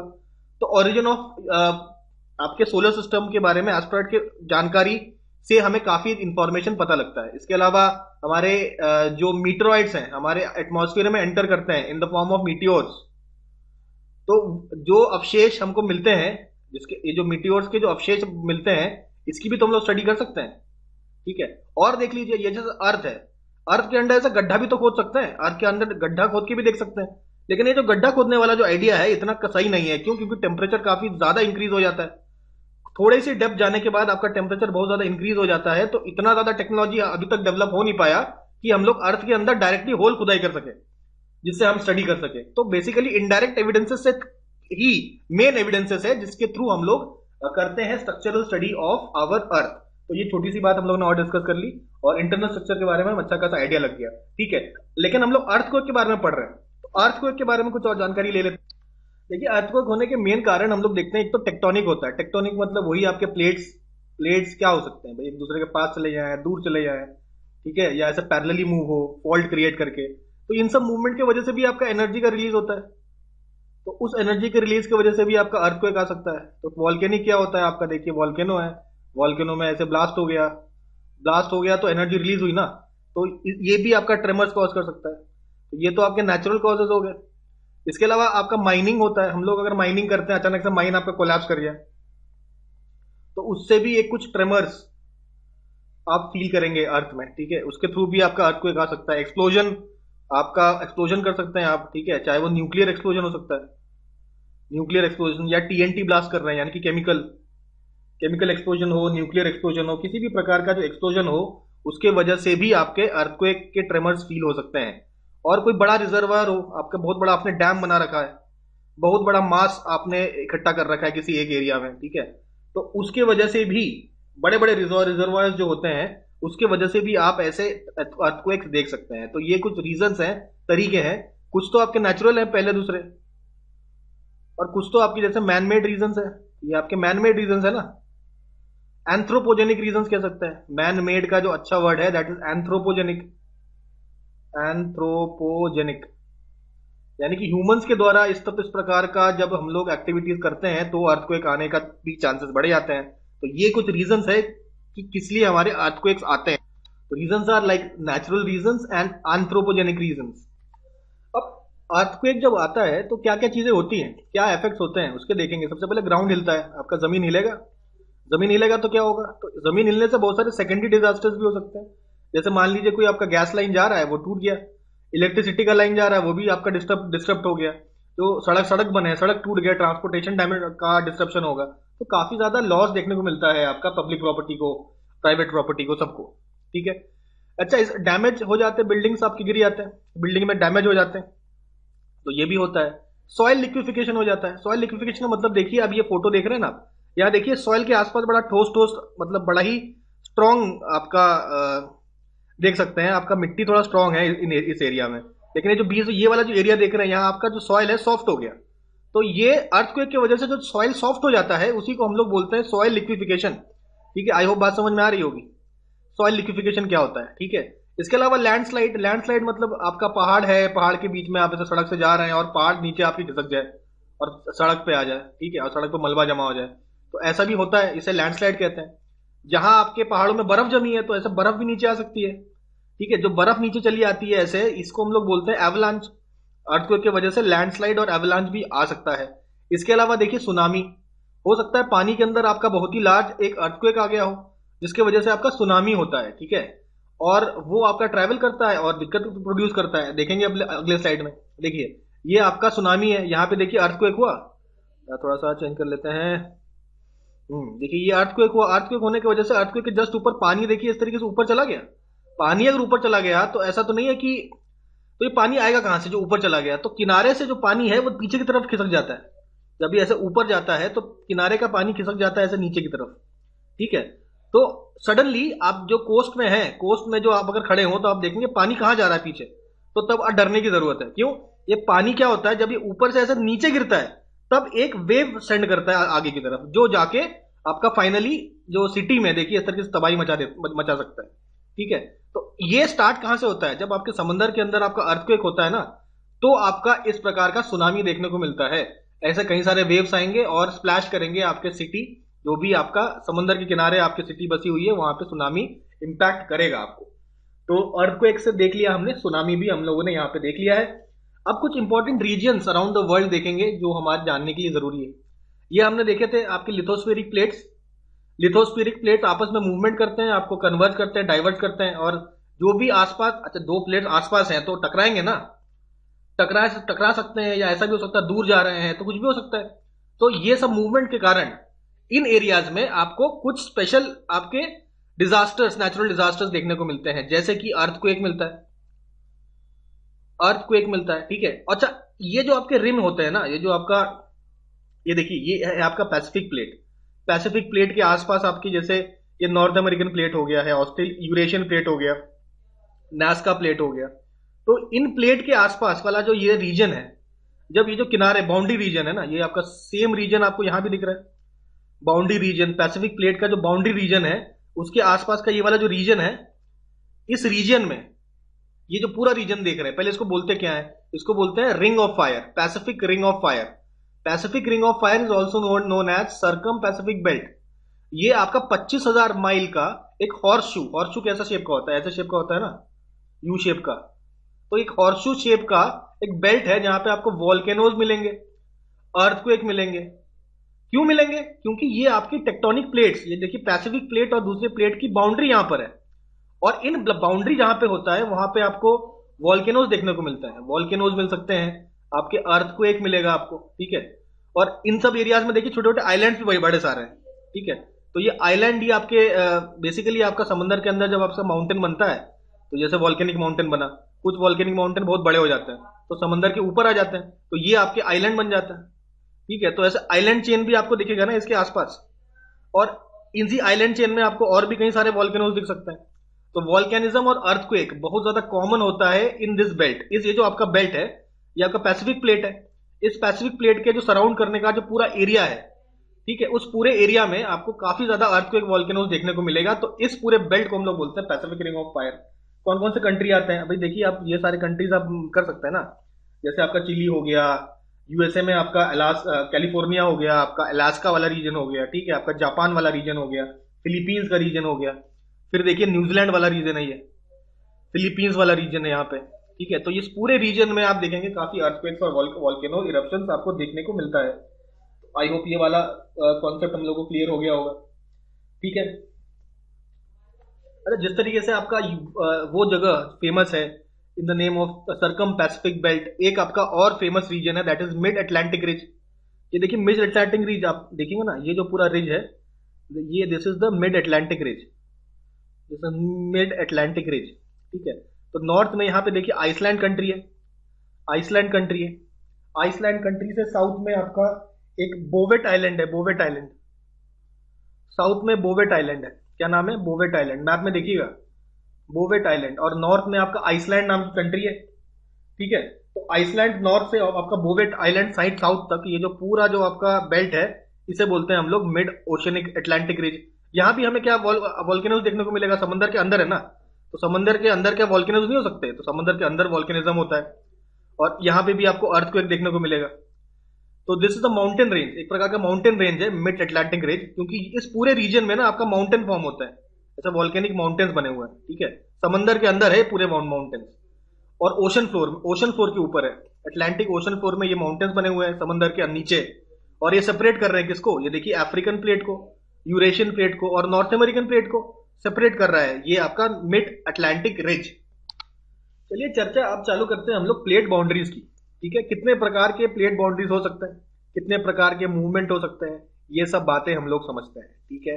तो बेसिकली 3 प्रकार के आपके प्लेट बाउंड्रीज होते हैं। कौन से 3 प्रकार के? देखिए, एक होता है कन्वर्जेंट, इसके बारे में डिस्कस तो कर चुके हैं ना, जब 2 प्लेट्स आपस में एक दूसरे के तरफ जाएं। अब ये सारे प्लेट्स हैं आपके, ये सारे प्लेट्स हैं, ये तो 2 ही काम कर सकते हैं ना, या तो एक दूसरे के पास जाएं, या तो एक दूसरे से दूर जाएं। तो जब एक दूसरे के पास जाते हैं तो हम कहते हैं कन्वर्जेंट, जब यही दोनों प्लेट्स आपके एक दूसरे के दूर चले जाते हैं तो हम कहते हैं डाइवर्जेंट। एक और होता है ट्रांसफॉर्म बाउंड्री, क्योंकि हमने बताया था कि भाई एक प्लेट ये रहा, एक प्लेट ये रहा, दोनों ऐसे पैरेलल मूव करें, ठीक है, दोनों ऐसे आपके पैरेलल मूव करें तो हम कहते हैं ट्रांसफॉर्म बाउंड्रीज। तो इसमें आपके फॉल्ट्स जनरेट होते हैं, फॉल्ट्स, आपके फॉल्ट्स कई सारे फॉर्म होते हैं due to this transform boundaries, ठीक है। लेकिन इंपॉर्टेंट 2 है, कन्वर्जेंट, डाइवर्जेंट, इसको हम लोग समझते हैं प्रॉपरली, ठीक है। देखिए, अब देखिए 3 प्रकार के बाउंड्रीज अभी यहां पे हमने देखा। ये देखिए आप, ये दोनों आपके ऐसे जा रहे हैं ना, तो ये आपका कौन सा बाउंड्री है? ट्रांसफॉर्म। ये बिस्किट का एग्जांपल देखिए, समझिए, ये देखिए बिस्किट, देखिए एक इस तरफ जा रहा है, एक इस तरफ जा रहा है, तो ट्रांसफॉर्म बाउंड्री बन रहा है। एक हो रहा है भाई कन्वर्जेंट बाउंड्री, देखिए ये आपका कन्वर्ज कर रहा है और ये आपका इस तरफ कन्वर्ज कर रहा है, ठीक है। अब ये फोटो पे ज्यादा ध्यान मत दीजिए, अब ये देखिए कन्वर्जिंग है, ये कन्वर्ज है, ये कन्वर्ज है, और ये देखिए डाइवर्जिंग है। दोनों प्लेट्स आपके एक दूसरे के ऑपोजिट डायरेक्शन में जाएंगे तो इसको डाइवर्जिंग प्लेट बाउंड्री हम लोग कह सकते हैं, ठीक है। तो ये 3 प्रकार के प्लेट बाउंड्रीज हम लोगों ने देख लिए। अब देखिए, अब यहां पे हम लोग बात करते हैं कन्वेक्शनल सेल की। ये आपका पूरा लिथोस्फीयर है, ठीक है, ये जो आपका पूरा रीजन है ये आपका लिथोस्फीयर है। लिथोस्फीयर के नीचे ये आपका मैंटल है। तो मैंटल के अंदर आपके ऐसे कन्वेक्शनल करंट्स मूव करते हैं, कन्वेक्शनल करंट्स मूव करते हैं। देखिए कन्वेक्शनल करंट ऐसे मूव कर रहा है, ठीक है, ऐसे करके एक सेल डेवलप होते हैं, ठीक है। कन्वेक्शनल करंट सेल डेवलप होते हैं आपके लिथोस्फीयर के नीचे, ठीक है। और बिकॉज ऑफ दिस सेल, ये आपका कन्वेक्शनल आपका सेल फॉर्म होता है, ठीक है। ये किसने बताया था? आर्थर होम्स नाम के एक साइंटिस्ट थे, उन्होंने ऐसा कहा था कि आपके जो लिथोस्फीयर के नीचे आपके इस प्रकार के कन्वेक्शनल करंट्स दौड़ते हैं, ठीक है, कन्वेक्शनल करंट्स दौड़ते हैं, ठीक है। तो ऐसे because of these convectional currents, ये देखिए अब ये जो प्लेट है ये आपका इस साइड मूव कर रहा है, इस साइड मूव कर रहा है, तो ये आपका इधर मूव करा रहा है, ये आपका इधर मूव करा रहा है, ठीक है। और ये दोनों एक दूसरे से दूर जा रहे हैं, दोनों प्लेट्स। तो ये वाली बाउंड्री कौन सी होगी? ये डाइवर्जिंग बाउंड्री होगी, डाइवर्जिंग बाउंड्री होगी। उसी तरीके से ये प्लेट इस तरफ कन्वर्ज हो रहे हैं, और यहां पे भी उसी तरीके से आपका कन्वर्जेंट इस तरीके से है, ले जा रहा है, ठीक है। ये आपका करंट इस तरीके से गया, ये करंट आपका इस तरीके से गया, ठीक है, ये करंट गया। तो इसके करंट के जाने की वजह से ये जो ऊपर वाली बाउंड्री है, क्या इसको इस तरफ पुश मिल रहा है? तो ये वाली जो बाउंड्री हुई क्या हुई? क्या ये कन्वर्जेंट बाउंड्री हो गई? क्या ये कन्वर्जेंट बाउंड्री होगी? दोनों आपके प्लेट्स एक दूसरे में टकरा रहे हैं, तो हम लोग इसको बोल देते हैं कन्वर्जेंट बाउंड्री। उसी तरीके से ये क्या हुए? एक दूसरे से दूर गए। ये देखिए एरो, देखिए एरो इस डायरेक्शन में है ना, तो इसके ऊपर देखिए पानी है, पानी के ऊपर अगर इस तरीके से करंट फ्लो करने लग जाए, तो ऊपर अगर बर्फ की सिल्ली रखी होगी तो वो मूव करेगी ना, पानी का करंट जिस डायरेक्शन में होगा बर्फ की सिल्ली उसी डायरेक्शन में मूव करेगी। उसी तरीके से नीचे एस्ट्रोनोस्फीयर के ऊपर आपका ये लिथोस्फीयर रखा हुआ है ना, तो नीचे अगर आपके कन्वेक्शनल करंट फ्लो करेंगे तो ऊपर जो रखा हुआ लिथोस्फीयर है उस पर पुश मारेंगे कि नहीं मारेंगे? तो इसीलिए आपको ये लिथोस्फीयर में भी फोर्स लगता है और एक दूसरे से दूर जा रही है। देखिए ये आपका दूर जा रहा है, तो ये कैसा बाउंड्री हो गया? Again divergent boundary. तो एक यहां डाइवर्जेंट, उसके बाद हमने देखा कन्वर्जेंट, फिर आपका डाइवर्जेंट, ठीक है। फिर आपका क्या होगा? वही सेम कन्वेक्शनल सेल्स काम करेंगे, ये इस तरीके से मूव कर रहे हैं, तो ये प्लेट को फिर धक्का देगा, फिर आपका कन्वर्जेंट बन जाएगा। और यहां पे क्या? अगेन एक सेल बन रहा है, तो यहां पे डाइवर्जेंट। तो इस तरीके से देखिए अलग अलग बाउंड्रीज फॉर्म हो गए हमारे अर्थ में, divergent convergent, divergent convergent, divergent convergent. इस तरीके से पूरा साइकिल में आपके अलग अलग बाउंड्रीज बनेंगे, कन्वर्जेंट बाउंड्रीज और डाइवर्जेंट बाउंड्रीज।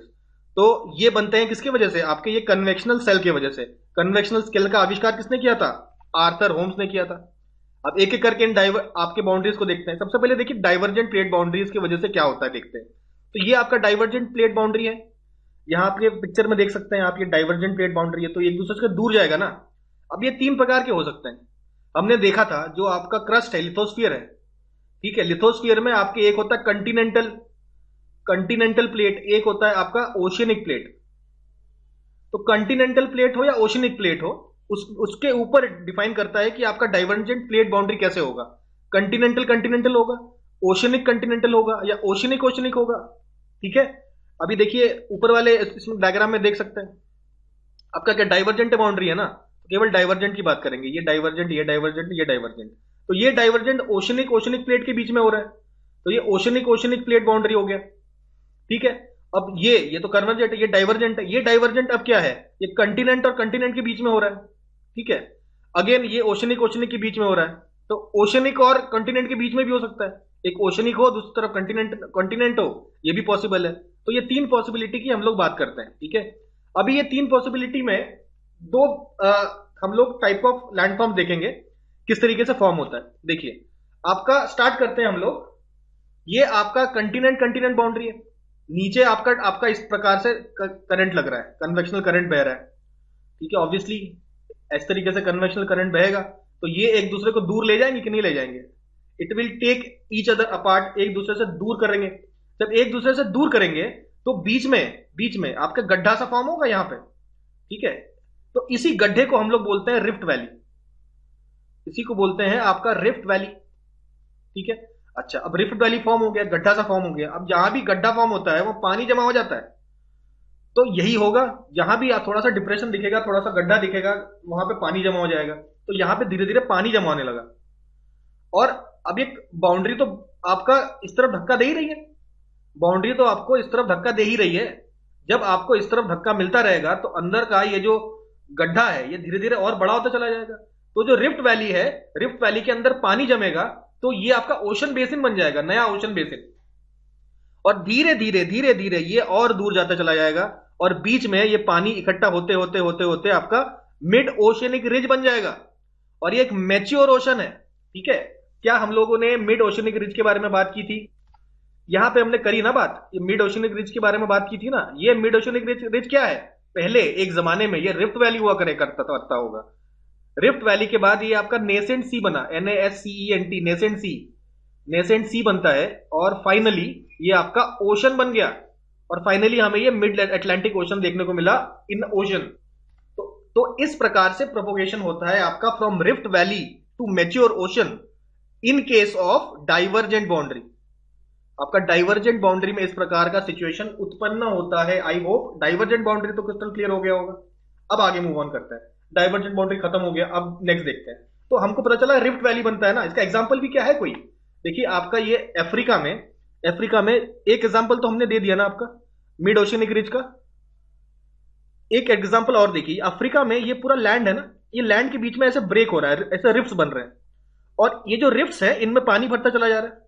तो इसलिए जो आपके अफ्रीका के जो लेक्स है ना, ग्रेट लेक्स, जैसे लेक मालावी का यहाँ पे फोटो है, तो लेक मालावी वैसे ही बना, यहाँ पे रिफ्ट फॉर्म हो रहा है, उसके ऊपर पानी जमा हो गया तो ये एक लेक फॉर्म हो गया ना। कुछ समय बाद क्या होगा, ये जो आपका पोर्शन है ये पूरा टूट के ऐसा बाहर निकल आएगा, टूट के बाहर निकल आएगा और ये आपका बन जाएगा और बीच में आपके यहाँ पे देखिए ओशन फॉर्म हो जाएगा। ऐसा करीबन 10-20 हजार साल बाद आप उम्मीद कर सकते हैं ऐसा हो। तो ऐसा ही सिस्टम चलता है हमारे अर्थ में, इसी प्रकार से हमारे ये लेक्स और ये रिफ्ट वैलीज और ओशंस फॉर्म होते हैं और टोपोग्राफी चेंज होता रहता है समय के साथ, ठीक है। I hope divergent boundary clear हो गया होगा, ठीक है। बहुत ज्यादा डिटेल में हम लोग नहीं जा रहे हैं, शॉर्ट में सारे कंसेप्ट क्लियर होते चले जाएं, ये हमारा पूरा प्रयास है क्योंकि हम लोग प्रीलिम्स फोकस कर रहे हैं। नेक्स्ट बात करते हैं हम लोग कन्वर्जेंट बाउंड्री की। कन्वर्जेंट बाउंड्री क्या होता है भाई? कन्वर्जेंट बाउंड्री क्या है? दो आपके प्लेट्स हैं आपस में ऐसे टकरा रहे हैं। Convergent boundary is a place where two और मोर टेक्टोनिक प्लेट्स कोलाइड, दो टेक्टोनिक प्लेट्स आपस में कोलाइड कर रहे हैं। अच्छा, तो इसको हम लोग डिस्ट्रक्टिव बाउंड्री बोलते हैं। अच्छा, यहां पे बात समझिए, आपका जो कन्वर्जेंट बाउंड्री है इसको हम लोग क्या बोलते हैं? It is also called as constructive boundary. क्यों है कंस्ट्रक्टिव बाउंड्री? क्योंकि ये जो है आपका जो बीच में मैग्मा बाहर आ रहा है ना, मैग्मा बाहर आ रहा है और यहां पे जमा हो रहा है, सॉलिडिफाई कर रहा है, तो आपका क्रस्ट का फॉर्मेशन हो रहा है कि नहीं हो रहा? आपका मैग्मा, ये जैसे जैसे दूर चला जा रहा है, ये मैग्मा आके ये जो आपका क्रस्ट बना रहा है ना, जो समंदर का नीचे वाला क्रस्ट है, मैग्मा फॉर्म कर रहा है ना इसको, क्योंकि यहां पे नया क्रस्ट फॉर्म होता है, because there is a formation of a new crust, because there is a formation of a new crust, नया क्रस्ट बनता है, नया अर्थ क्रस्ट बनता है कहां पे, डाइवर्जेंट बाउंड्री में, तो इसीलिए इसको कंस्ट्रक्टिव बाउंड्री बोलते हैं। और अगर हम लोग इसी को कंपेयर करें, ये देखिए कंस्ट्रक्टिव बाउंड्री हर जगह बन रहा है, ये आपका कंस्ट्रक्टिव बाउंड्री बना ना, देखो इतनी बड़ी बाउंड्री बन गई, यहां पे क्रस्ट नहीं था ना, ये मैग्मा आते आते यहां पे पूरा मैग्मा यहां आ रहा है, थोड़ा जमा हो रहा है, उसके बाद ये खिसक गया पीछे, नीचे फिर आया, फिर यहां पे जमा हुआ, ये और खिसक पीछे खिसक गया, और जमा हुआ, ये और खिसक गया, ऐसे खिसकते खिसकते खिसकते आपका पूरा ओशन का जो फ्लोर है, सी फ्लोर या ओशन फ्लोर, ये आपका फॉर्म होता है ना, तो because of this formation it is called as constructive boundary. I hope clear तो हो ही गया होगा अब, है ना। अब हम लोग बात करते हैं कन्वर्जेंट बाउंड्री की। कन्वर्जेंट बाउंड्री में को हम लोग डिस्ट्रक्टिव बाउंड्री कहते हैं, क्यों कहते हैं समझेंगे। देखिए, दो आपके ओशनिक प्लेट्स टकरा सकते हैं, ओशनिक प्लेट और एक कंटिनेंटल प्लेट टकरा सकता है, या आपका कंटिनेंटल प्लेट और एक और कंटिनेंटल प्लेट टकरा सकता है। तीनों केस में क्या क्या चीजें होंगी हम लोग जरा समझते हैं, और क्यों इसको डिस्ट्रक्टिव बाउंड्री बोला जाता है ये भी हम लोग समझते हैं डायग्राम से। सबसे पहले बात कर ली हम लोगों ने, ओशनिक प्लेट और कॉन्टिनेंटल प्लेट कन्वर्ट कर रहे हैं, ठीक है। ओशनिक प्लेट है ये, देखिए ओशनिक प्लेट है, ओशन के नीचे है, ओशन के नीचे क्या है, ये ओशनिक प्लेट, और ये आपका कॉन्टिनेंटल क्रस्ट है, कॉन्टिनेंटल क्रस्ट है, और ये पूरा लिथोस्फीयर है। तो ये जो ओशनिक क्रस्ट है ना, ये ओशनिक क्रस्ट क्या होगा आपका, इसके अच्छा भारी कौन सा होता है, देखिए ओशनिक क्रस्ट भारी होता है कि आपका कॉन्टिनेंटल, तो आपका ओशनिक क्रस्ट की जो डेंसिटी होती है that is very high, density is high, density high, तो इट इज डेंसर। और कंटिनेंटल प्लेट का आपका डेंसिटी कितना होता है, लो होता है, तो रो से डिनोट करते हैं डेंसिटी को, इसलिए लिखा है हमने, तो साइंटिफिक भाषा में लिखा है। तो डेंसिटी आपका देखिए कम हो रहा है, डेंसिटी कम हो रहा है, तो इसका मतलब कंटिनेंटल प्लेट इज लाइटर। तो होता क्या है, जो भी आपका भारी होगा, ओशनिक प्लेट हमेशा भारी होता है, तो ओशनिक प्लेट आपका हमेशा, अब ऐसा है ना, ये आपका प्लेट है, ठीक है, ये आपका प्लेट है। अब यहां पे हम लोग कुछ देख सकते हैं, ये आपका डाइवर्जिंग प्लेट था, ये आपका कन्वर्जिंग प्लेट है, ये आपका डाइवर्जिंग प्लेट, ये कन्वर्जिंग प्लेट, ये फिर डाइवर्जिंग प्लेट, ठीक है। अच्छा, अब ये डाइवर्जिंग प्लेट क्या होगा, ये दूर जाएगा, ये आपका एक दूसरे से दूर जा रहा है, और यहां पे कन्वर्ज कर रहा है, यहां पे ये कन्वर्ज करेगा, और यहां से भी ये कन्वर्जेंस की बात हो रही है यहां पे, ठीक है। तो अब होता क्या है, अब इस वाले प्लेट में देखते हैं हम लोग, ठीक है।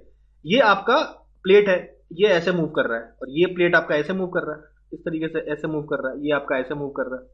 तो अब यहां पे तो आपका नया क्रस्ट फॉर्म हो रहा है, इसलिए इसको हम लोग सॉरी, ये आपका डाइवर्जिंग बाउंड्री है ना, ये आपका क्या ये डिस्ट्रक्टिव है कंस्ट्रक्टिव है, ये आपका कंस्ट्रक्टिव बाउंड्री है, क्योंकि यहां पे आपका नया फॉर्म क्या हो रहा है, नया क्रस्ट फॉर्म हो रहा है। लेकिन इस किनारे, ये जो पूरे प्लेट का जो ये वाला किनारा है, दूसरा इंक लेते हैं, तो ये वाला जो किनारा है, इस साइड वाला किनारा, इस किनारे क्या हो रहा है आप देख सकते हैं, जो इस वाले किनारे में जब साथ में आ रहे हैं, तो ये आपका ओशनिक क्रस्ट है ना, ओशनिक क्रस्ट भारी होता है, तो नीचे चला जाएगा, नीचे चला जाएगा, और नीचे जब जाएगा टेम्परेचर इंक्रीज हो जाएगा। टेम्परेचर इंक्रीज होने की वजह से क्या ये वाला जो पोर्शन है ये मेल्ट करेगा, ये आपका मेल्ट करेगा कि नहीं करेगा, क्योंकि हम जानते हैं जैसे जैसे हम लोग डेप्थ में जाते हैं, आपका टेम्परेचर इंक्रीज करता चला जाता है। टेम्परेचर जब इंक्रीज करता चला जाएगा, तो ये वाला जो पोर्शन है क्रस्ट का, ये वाला पोर्शन, ये देखिए नीचे जा रहा है, नीचे जब जाएगा तो ये आपका डिस्ट्रॉय हो जाएगा। डिस्ट्रॉय क्यों हो रहा है, क्योंकि टेम्परेचर ज्यादा है, और टेम्परेचर ज्यादा होने की वजह से ये हो जा रहा है मेल्ट, और मेल्ट होने की वजह से ये डिस्ट्रॉय हो जा रहा है। इसीलिए हम लोग कहते क्या है, दिस बाउंड्री, ये वाला जो बाउंड्री है, दिस इज कन्वर्जिंग बाउंड्री। और कन्वर्जिंग बाउंड्री इसलिए आपका डिस्ट्रक्टिव बाउंड्री होता है, क्योंकि यहां पे आपका नया क्रस्ट नहीं बनता, क्रस्ट आपका डिस्ट्रॉय होता है। तो देखिए, इस पूरे प्लेट की अगर कहानी समझे, इस प्लेट के एक तरफ तो डिस्ट्रक्शन हो रहा है, ठीक है, एक प्लेट पे एक तरफ तो आपका डिस्ट्रक्शन हो रहा है, और दूसरी तरफ क्या हो रहा है, दूसरी तरफ कंस्ट्रक्शन नहीं हो रहा। तो एक तरफ आपका क्रस्ट नया बन रहा है, और दूसरी तरफ आपका क्रस्ट डिस्ट्रॉय हो रहा है, ठीक है। तो यही चक्कर होता है, यही है आपके क्रस्ट का लाइफ। यहां आपका नया नवेला क्रस्ट है, यहां आपका पुराना क्रस्ट है, पुराना क्रस्ट यहां डिस्ट्रॉय होता है, और यहां आपका नया जन्म होता है नए क्रस्ट का। और ये आपका डाइवर्जिंग बाउंड्री है, diverging boundary is always constructive boundary, और converging boundary is always destructive boundary. यहां भी देखिए, ये क्या कर रहा है, यहां इस तरफ मूव कर रहा है, इस तरफ मूव करने की वजह से यहां पे कंस्ट्रक्शन हो रहा है, और ये वाला क्या हो रहा है, मेल्ट होकर डिस्ट्रॉय हो रहा है। तो ये हम लोगों ने समझा why the constructive boundary is the diverging plate.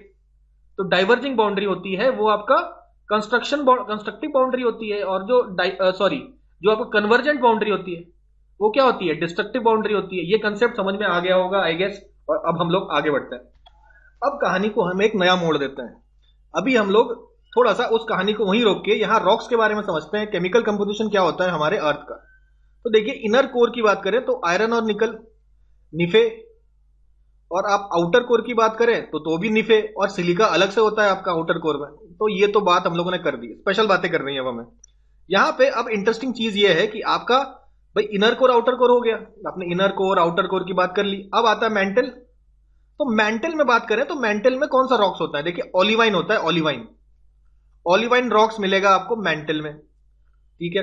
Mental के ऊपर क्या हो गया आपका, मेंटल के ऊपर आपका क्रस्ट हो गया। क्रस्ट दो प्रकार के हो गए, एक तो या तो ओशनिक क्रस्ट हो गया या तो कॉन्टिनेंटल क्रस्ट हो गया। अगर हम लोग बात करते हैं ओशनिक क्रस्ट की, तो ओशनिक क्रस्ट जो बनता है वो आपका बेसाल्ट से बनता है। कौन सा रॉक है, देखिए मेंटल इज ओलिवाइन और ओशनिक क्रस्ट इज बसाल्ट, ठीक है। ये ओलिवाइन है, ओशनिक क्रस्ट बसाल्ट है। और जो आपका कॉन्टिनेंट है वो या तो ग्रेनाइट से बनता है या तो आपके एंडेसाइट से बनता है, ठीक है। या तो ग्रेनाइट से बना होगा या तो एंडेसाइट से बना होगा, ठीक है। ये समझ में आया। अब देखिए, ओलिवाइन जो है वो हाईली फ्लूइड होता है। फ्लूइड मतलब तरल, तरल होता है, मतलब आसानी से बहता है, बह जाएगा, ठीक है। इसकी विस्कोसिटी कम होती है, लेकिन भारी ज्यादा होता है, हेवी ज्यादा होगा। इसका जो डेंसिटी की बात करें, density is very very high. तो सबसे भारी को क्या होगा, मेंटल होगा। ऑब्वियसली जितना हम लोग नीचे जाएंगे हम लोग देखते हैं डेंसिटी बढ़ रही है, तो मेंटल में होता है ओलिवाइन। ओलिवाइन की डेंसिटी ज्यादा होगी, लेकिन ये होगा तरल। तरल मतलब ये अगर इसको अगर हीट कर दिया जाए तो काफी ये तरल होता है, फ्लूइड होता है, ठीक है। और लिक्विड स्टेट में ये काफी आपका तरल होगा, है ना। लिक्विड स्टेट में तो तरल होगा, सॉलिड में थोड़ी ना होगा। तो मेंटल, ठीक है। अब नेक्स्ट बात करते हैं हम लोग ओशनिक क्रस्ट की। तो ये बेसाल्ट से बना होता है। बेसाल्ट भी आपका फ्लूइड होता है, और ये आपका थोड़ा ये भी हैवी होता है। ये मतलब बीच का होता है। ये बहुत ज्यादा फ्लूइड भी नहीं होता, बहुत ज्यादा हेवी भी नहीं होता। ये आपका मेंटल की कंपैरिजन करें तो इसका हेवीनेस थोड़ा कम होता है, भारी कम होता है, डेंसिटी आपका कम होता है, और फ्लूइडिटी भी थोड़ी सी आपकी कम हो जाती है, नहीं तो मतलब थोड़ी विस्कोसिटी बढ़ जाती है। तो बेसाल्ट को अगर हम लोग गर्म करके फ्लूइड बना दे तो उसकी जो विस्कोसिटी थोड़ी सी कम होगी, ठीक है, थोड़ी सी कम होगी। और बात करते हैं कॉन्टिनेंट्स की। कॉन्टिनेंट्स बने होते हैं या तो ग्रेनाइट के या तो एंडेसाइट से। एंडेसाइट से अगर बने हो तो ये आपका होता है लाइटेस्ट, सबसे हल्का और सबसे धीरे धीरे चलने वाला। सबसे हल्का होता है, विस्कोसिटी इसकी होती है सबसे कम, ठीक है। लीस्ट मोबाइल होता है, लीस्ट मोबाइल होता है, लीस्ट मोबाइल होता है और लाइटेस्ट होता है। और इससे थोड़ा सा आपका भारी ग्रेनाइट होता है, लेकिन ये भी काफी धीरे धीरे मूव करता है। तो ये ग्रेनाइट हो गया, ये एंडेसाइट हो गया, ठीक है। अब देखिए ओलिवाइन, ओलिवाइन को अगर हम लोग मेल्ट करेंगे तो आपका बेसाल्ट में कन्वर्ट हो जाएगा। बेसाल्ट को मेल्ट करेंगे तो आपका एंडेसाइट में कन्वर्ट होगा या ग्रेनाइट में कन्वर्ट होगा, ठीक है। तो ओलिवाइन को हीट करने पर बेसाल्ट बनता है, बेसाल्ट को हीट करने पर एंडेसाइट बनता है, एंडेसाइट को हीट करने पर आपका ग्रेनाइट बनता है। इतनी चीज याद हो गई, ठीक है। इतनी चीज आप लोगों को याद हो गई होगी। ओलिवाइन सबसे भारी होता है और सबसे ज्यादा फ्लूइड होता है, ठीक है। ये सारी चीजें समझ में आएगी आपको। वॉल्केनो पढ़ेंगे ना हम लोग, तो वॉल्केनो पढ़ने के लिए ये सारी चीजें समझना काफी ज्यादा जरूरी हो जाता है। अब देखते हैं हम लोग, अब देखिए डिस्ट्रॉय हो रहा है। अब दोबारा कहानी पे वापस आते हैं। ये जो आपका लिथोस्फीयर है, क्रस्ट है, ये नीचे जाके डिस्ट्रॉय हो गया। बना किसका था, बेसाल्ट का। ये बेसाल्ट जब आपका क्या करेगा, मेल्ट करेगा तो क्या बनेगा, एंडेसाइट बनाएगा। एंडेसाइट बनाएगा, और एंडेसाइट दोबारा मेल्ट होता है तो आपका क्या बनाता है, ग्रेनाइट बनाता है। मतलब जैसे बेसाल्ट है, सॉलिड है, सॉलिड से हम लोग लिक्विड में कन्वर्ट किए, जब वो लिक्विड फिर सॉलिड हुआ तो आपको एंडेसाइट बन गया, है ना। तो अब ये जो बेसाल्ट है जब मेल्ट होगा तो क्या बनेगा, एंडेसाइट बनेगा। अब एंडेसाइट हल्का होता है कि बेसाल्ट हल्का होता है, तो एंडेसाइट इज लाइटर, ये आपका लाइट होता है। और जब ये आपका लाइट होता है तो क्या करेगा, ये बाहर आएगा, क्योंकि लाइट है ना, आपका डेंसिटी इसकी कम है, तो धीरे धीरे ये ऊपर की तरफ मूव करेगा। अब जो हल्की चीज होती है वो ऊपर की तरफ जाती है कि नहीं जाती, तो जब हल्की चीजें ऊपर की तरफ जाती है तो एंडेसाइड ऊपर की तरफ जाएगा, और ये आपका धरती को चीर के बाहर निकलेगा। जहां भी उसे आपका क्रस्ट है, ठीक है, ये क्रस्ट के अंदर जहां भी उसे देखेगा थोड़ा बहुत मतलब हल्का कमजोर है, इसी क्रस्ट से आपको बाहर आने लगेगा, और बाहर आया और बाहर आया और बाहर आया, ऐसा करके आपका माउंटेन बना दिया। आप बात समझ पा रहे होंगे, यहां से निकला, थोड़ा सा बाहर निकला, फिर थोड़ा माउंटेन बना लिया, फिर यहाँ पे तो जगह है ही है निकलने की, तो और निकला, माउंटेन बनाया, फिर और निकला, माउंटेन बनाया, ऐसे करके ये आपका माउंटेन फॉर्म कर देगा। और यही होते हैं आपके वॉल्केनिक आर्क। यानी कि एक तरफ कॉन्टिनेंटल क्रस्ट है, एक तरफ ओशनिक क्रस्ट है, ओशनिक क्रस्ट डिस्ट्रॉय होता है, बेसाल्ट एंडेसाइट बनता है, एंडेसाइट हल्का होता है तो ऊपर आता है, ऊपर आके ऐसे आपके वॉल्केनिक माउंटेन्स फॉर्म कर देगा। कहां? लैंड के ऊपर। तो वॉल्केनिक माउंटेन्स कैसे फॉर्म होते हैं? जब आपका एक तरफ ओशनिक प्लेट हो, दूसरी तरफ कॉन्टिनेंटल प्लेट हो, और आपस में ये कन्वर्ज करें, ठीक है, कन्वर्जेंट बाउंड्री हो या डिस्ट्रक्टिव बाउंड्री हो, तो ऐसा सिचुएशन में आपके वॉल्केनिक माउंटेन्स बनते हैं। आई होप भाई ये बात समझ गए होंगे। अब बात करते हैं हम लोग, जब दो ओशनिक प्लेट्स आपस में कोलाइड करते हैं तो क्या होता है। तो ये आपका ओशनिक प्लेट है, ये आपका ओशनिक प्लेट है, आपस में कोलाइड कर रहा है, तो होगा क्या? ये भी आपका बेसाल्ट है, ये भी आपका बेसाल्ट है, बेसाल्ट नीचे जाएगा, ये भी आपका एंडेसाइट बनाएगा, ठीक है, ये भी आपका एंडेसाइट बनाएगा, और ये हल्का होता है ऊपर आएगा, और ये फाइनली, अब ये जमीन के नीचे क्या है? अब ये आपका नॉर्मली क्रस्ट था, तो यहां से बाहर निकल के माउंटेन बना देता, लेकिन अब क्रस्ट के ऊपर पानी जमा है ना, ओशनिक क्रस्ट है, ठीक है, तो अब ये धीरे से बाहर निकलेगा, थोड़ा सा माउंटेन बनाया, फिर और माउंटेन बनाया, फिर और माउंटेन बनाया, फिर और माउंटेन बनाया, फिर और माउंटेन बनाया, और माउंटेन बना के ऐसे देखे ऊपर आ गया, तो ये आइलैंड का फॉर्म बना देंगी, ये आपके आइलैंड फॉर्म कर देगी कि नहीं कर देगी? ठीक है, यहां पे देखिए वॉल्केनिक आर्क फॉर्म हो रहा था जब आपका कंटिनेंट और ओशन टकरा रहे थे, कन्वर्ज कर रहे थे, और जब ओशन ओशन कन्वर्ज कर रहा है तो आपके क्या बना देंगे? Island arc. आपको ये बात तो अब क्लियर हो गई होगी। अब यहां देखिए पैसिफिक रिंग ऑफ फायर में हमने देखा था, ये जो पूरा पैसिफिक रिंग ऑफ फायर है, इस पैसिफिक रिंग ऑफ फायर में आपके यहां पे आइलैंड कंट्रीज हैं। क्या ये आइलैंड आर्क नहीं है? एक ओशनिक प्लेट और दूसरा ओशनिक प्लेट आपस में कन्वर्ज हो रहा है और ये सब आइलैंड बन रहे हैं। ये देखिए न्यूजीलैंड का आइलैंड है। न्यूजीलैंड आइलैंड कैसे बना? इस तरफ ओशन, इस तरफ ओशन आपस में कन्वर्ट कर रहे हैं, ठीक है, तो उसकी वजह से न्यूजीलैंड बन गया। ये देखिए ना, पैसिफिक प्लेट ओशनिक प्लेट है, ये आपका यूरेशियन प्लेट है, ये भी ओशनिक प्लेट है, आपस में टकरा रहे हैं। आपस में टकराएंगे तो क्या होगा? आपका वॉल्केनिक आर्क बनेगा। ये देखिए न्यूजीलैंड बन गया, यहाँ पे क्या फिलीपींस बन गया, यहाँ पे आपका फिलीपींस बन गया, यहाँ पे आपका न्यूजीलैंड बन गया। आई होप बात समझ पा रहे होंगे। आइलैंड आर्क्स यहाँ पे हम देख सकते हैं एग्जाम्पल। अब उसी तरह यहाँ देखिए सेम आपका ओशनिक प्लेट है, यहाँ पे ओशनिक प्लेट है, यहाँ पे कॉन्टिनेंटल प्लेट है, आपस में लड़ रहे हैं, तो यहाँ पे एक माउंटेन रेंज बनाना चाहिए ना इनको। क्या यहाँ पे माउंटेन रेंज है? रॉकी माउंटेन रेंज, क्या रॉकीज है यहाँ पे? ठीक है, साउथ अमेरिका में भी ऐसा हो रहा है, यहाँ पे ओशन या कॉन्टिनेंट। क्या यहाँ पे आपको एंडीज माउंटेन देखने को मिलेगा? बिल्कुल मिलता है, एंडीज माउंटेन देखने को मिलता है। तो आई होप एग्जाम्पल्स के थ्रू हम समझ पा रहे हैं कि ओशनिक ओशनिक ओशनिक और ओशनिक कॉन्टिनेंट जब आपस में टकराते हैं तो देखिए एग्जाम्पल रॉकी का, एंडीज का, और ओशन ओशन टकराते हैं तो ये सब आइलैंड देख रहे सकते हैं, फिलीपींस, जापान, न्यूजीलैंड, ये सारे आइलैंड आर्क्स बन रहे हैं आपके, ठीक है। आई होप ये बात क्लियर हो। अब बात करते हैं हम लोग कंटिनेंट कंटिनेंट। अब एक कंटिनेंट है और दूसरा कंटिनेंट है, आपस में टकरा रहे हैं तो क्या होगा? कौन सबडक्ट करेगा? तो कोई भी सबडक्ट नहीं करता। तो एक ये भी ऐसा है, ये भी ऐसा, दूसरा दो इसके ऊपर चढ़ जाता है इस तरीके से, और चढ़ जाता है तो ऐसे माउंटेन फॉर्म कर जाएगा, ठीक है। इसी को हम लोग बोलते हैं फोल्ड माउंटेन्स। चाहे आप हिमालयाज देख लीजिए, हिमालयाज देख लीजिए या आल्प्स देख लीजिए, ये सारे एग्जाम्पल किसके हैं? आपके कॉन्टिनेंट जब आपस में कन्वर्ट करते हैं तो आपका फॉर्मेशन होता है इस तरीके का, ठीक है। तो इसी के साथ ही हम लोग आज की क्लास फिनिश करते हैं। हम लोगों ने देख लिया कन्वर्जेंस क्या होता है, कन्वर्जेंस से किस तरीके से आइलैंड्स बनते हैं, वॉल्केनोज बनते हैं, और ऑब्वियसली ये सारा जब बनेगा तो अर्थक्वेक भी तो आएगा। जब ये सारा होगा, यहां पे देखिए ये पॉइंट है, यहां से एनर्जी रिलीज हो रही है, यहां से एनर्जी रिलीज हो रही है, तो ये दोनों एरियाज में क्या आपको अर्थक्वेक देखने को नहीं मिलेगा? तो अर्थक्वेक भी देखने को मिलता है। जहां पे ये आइलैंड आर्क्स बन रहे हैं, आइलैंड आर्क्स बन रहे हैं या आपके वॉल्केनिक माउंटेन्स बन रहे हैं, ये इन सब एरियाज में दो प्लेट आपस में टकरा रहे होंगे।